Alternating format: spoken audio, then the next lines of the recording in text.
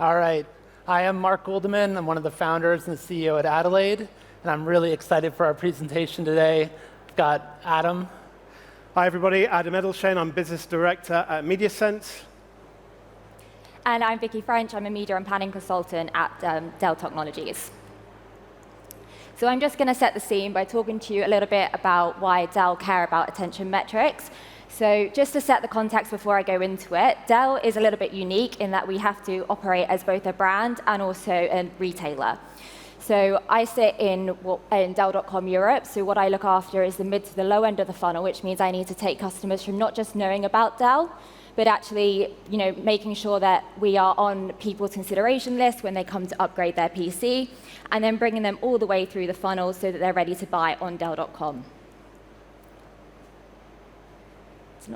Oh, is it going to switch?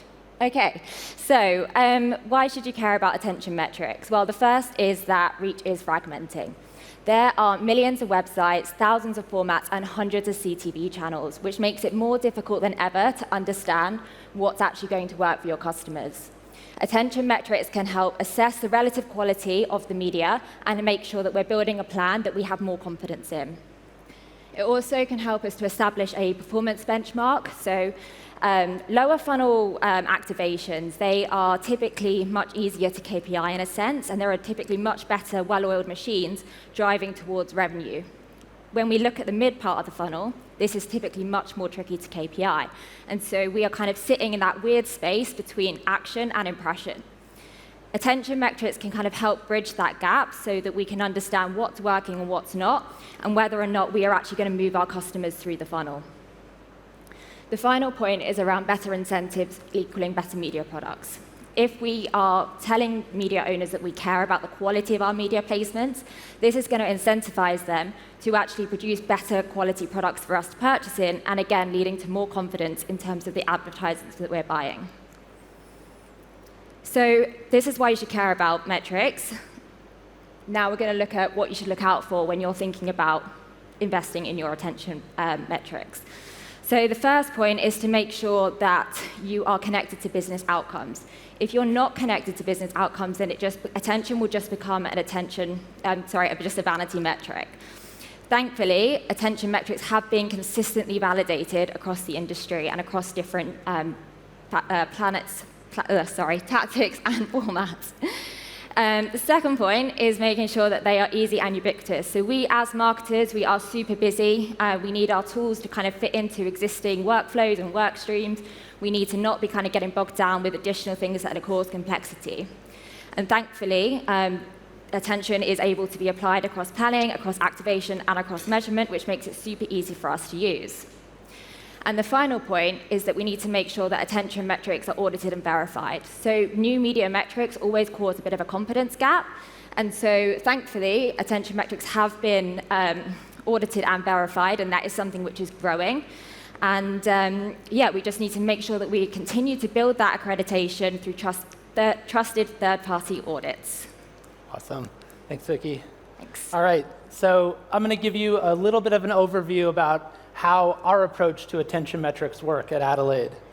I think that when we started off, we were talking to clients like Vicky, and they told us those three things. They said it needs to be connected to outcomes, it needs to be easy to use and available everywhere, and then most importantly, and what we're going to talk about today with Adam, is it needs to be audited, and you need to have confidence that the metric does what it says that it does.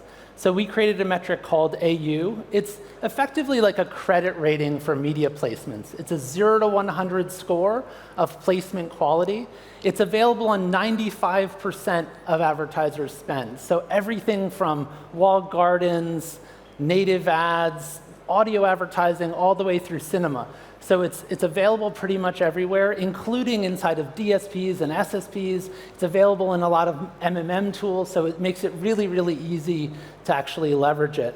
And then finally, we are the first attention metrics specialist to be under review by the MRC. And when Adam comes up, he's going to share some really, really exciting news around an audit that MediaSense did. But before I hand it over to Adam, I want to talk a little bit about how we make AU, because I think it's really important that we're transparent about the process that we go through to deliver this metric to you. So we use 3 types of data and 4 steps.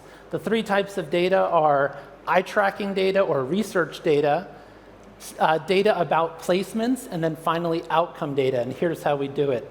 So the very first thing that we do, and we make an algorithm separately for every channel that we cover. And so the first thing that we do when we're building the algorithm for a channel is we work with eye tracking researchers or like media researchers in a lab, and they tell us what are the characteristics of placements that make them more or less likely to capture attention.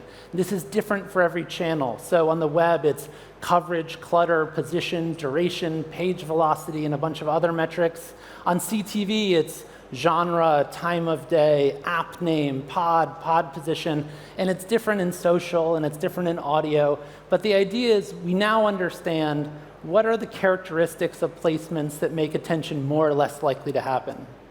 Then we understand those different metrics, and we go out and we gather them about every placement. So in order to gather all of the data about every placement in the world, we license data from companies like Sincera, we scrape web pages, we tag every campaign that we can tag, and we're learning more and more about each placement.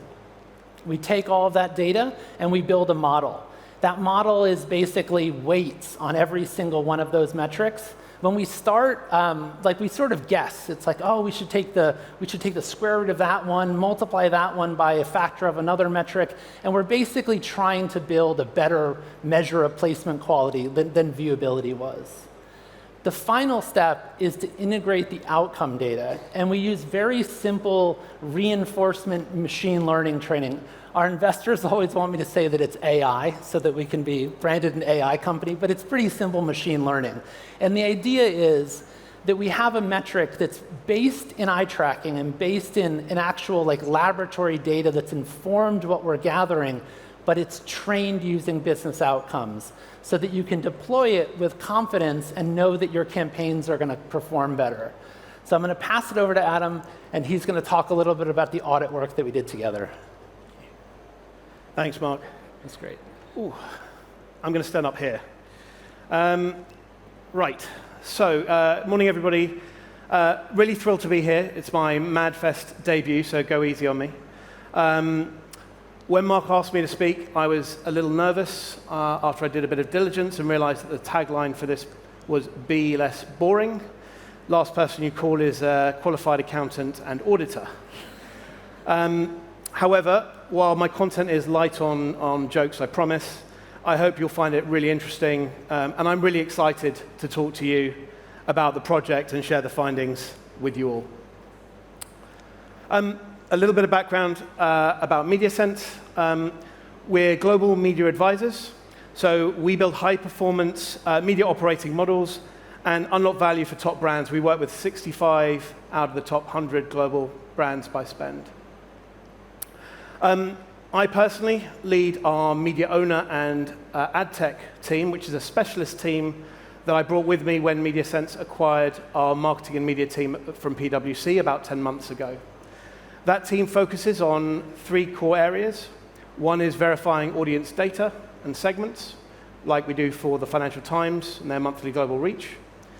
We also look at campaign delivery and reporting to make sure that once you've identify the right audience segments, the ads actually get served to that audience. And then finally, we have a focus on the ad tech space. And with the ad tech space, the projects tend to be more bespoke, looking at the USPs of this particular technology provider, but with a real focus on transparency, making sure that the technology does what they say it does. We've worked recently with the likes of Ozone, Smartly, and Adform, and now Adelaide. So, what were the project objectives? So ultimately, we were testing the design and transparency of the AU curve materiality analysis. What does that really mean? Well, the materiality analysis essentially assesses the incremental effect of the AU scores that Marc described on outcomes. To do this, we broke it down into 3 separate hypotheses. The first one was essentially a look at whether the AU scoring that was described is appropriate. Does it make sense? Then looking at the materiality analysis methodology, does it achieve its objective, and is it robust?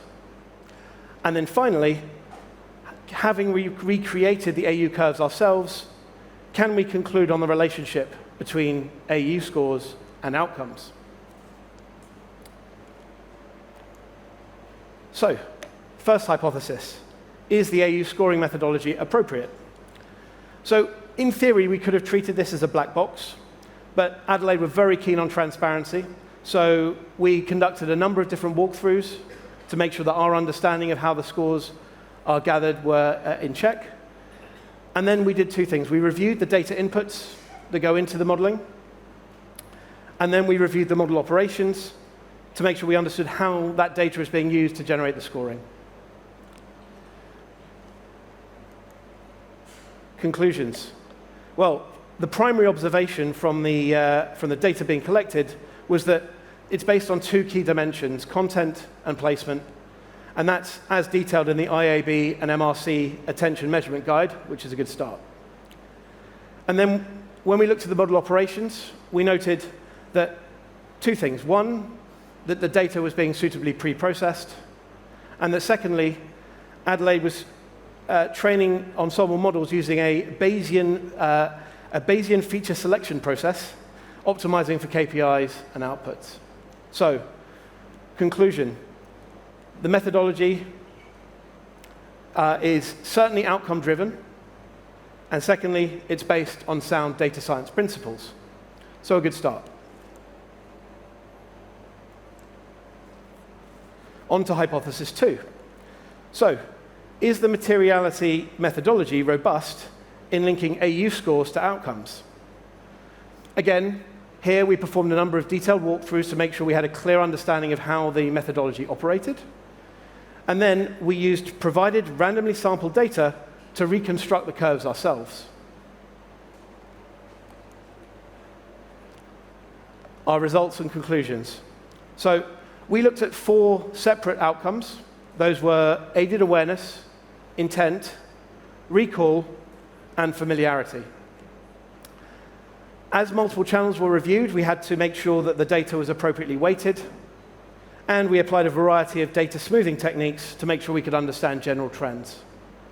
But fundamentally, the conclusion was that we were able to recreate the curve successfully, and that the methodology was clearly transparent, reproducible, and independently verifiable. So, on to hypothesis 3. So, a recap. Hypothesis 3 was, what can we conclude on the relationship between outcomes and the AU scores? Here we performed our analysis based on the same data from hypothesis 2 and looking at the same 4 outcome KPIs. We performed statistical analysis, including regression analysis and t-tests for high versus low performing AU scores. And the exciting reveal. Right. Now, I have a wonderful long report that has lots and lots of lovely graphs in it that I'm sure you can go away and look at later. For the purposes of today, I'm just going to show you the one graph, much to my great disappointment. And this is one for AU scores against recall. As you can see, there's a very clear positive correlation between AU and recall. And in fact, when we looked at the other 3 output KPIs as well, we saw similar positive correlations between the 2. One of the reasons, though, that I wanted to draw your attention to recall in particular is because it's also got a slightly interesting nonlinear correlation that exceeds the linear red line. So that purple line shows that there's accelerated performance between AU scores of 0.4 is 40 to about 0.7.8, so 70 or 80 AUs. So, conclusion. For all 4 KPIs that we looked at, there was a statistically positive and mostly linear relationship between AU scores and outcomes. Before I finish, I just wanted to add a couple of things. As an auditor, you are never satisfied, so there's clearly more work to be done. Specifically, we only looked at 4 outcome measures. There's more data that could be used to leverage or test this. And coverage at the AU extremes is more difficult without more data. However, I don't want to take anything away from this project. When I started looking at attention, it was probably about 15 years ago at PwC. I firmly remember a project called The Battle for Attention, which was with Newsworks, and acknowledged that linking to outcomes was nigh on impossible back then. But what we might be able to do is quantify various measures of attention and potentially look at the differences by channel. We have come a long, long way from there. It was a pipe dream to be able to link to outcomes. And so today's project, the launch of this report, is extremely exciting for me personally. 15 years into a journey on attention where we can finally align attention metrics to outcomes. Thank you. Thanks, Adam. So you can scan this QR code to get a copy of the report, and then maybe we can think about what's next, right? I think, like you said, we're 15 years into this journey. I think we've probably got another 15 years ahead of us to really shift the market to be trading on metrics that are better representations of quality. So is it just a matter of bringing in more outcomes, doing more audits? What do you think we should do next? So, great question. I definitely think more outcomes would be helpful for everybody, because focusing on those four, albeit four important outcomes, is only a start, but it's a very good start. I'd love to see more data as well, and actually try and engage with live project data as well, instead of purely historical data. Takes more effort, more coordination, but I think it would be really powerful to bring some case studies as well to market that way. So I think those are the crucial things for me, as well as that final point around gathering particularly more data at the extremes, where we can make sure that we're capturing the trends at both the very high and very low AU scores. So more density of data, more live campaign data, basically more data so you can prove I love data. What can I say? Great. Well, thank you, Adam. Thank you very much, Vicky. It's been really great to present to you today, and have a nice day. Thanks.